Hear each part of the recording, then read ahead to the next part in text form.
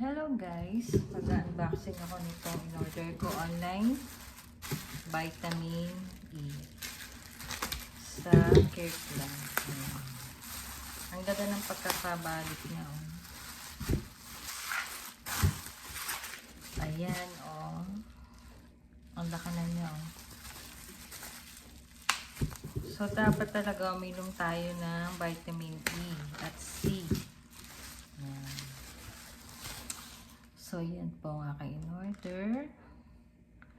So, bali 180 milligram, 400 IU.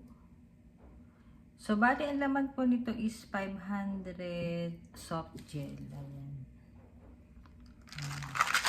So, product siya ni Kirkland. Ayan. Tatry natin kasi maganda raw to. Ayan. So, ang expiration date niya is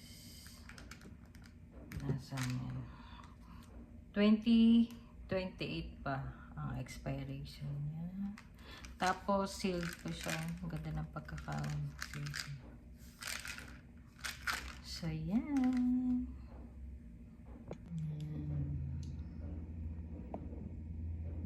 Yan din po ilalagay ko sa face. So, bali, Kirkland Signature.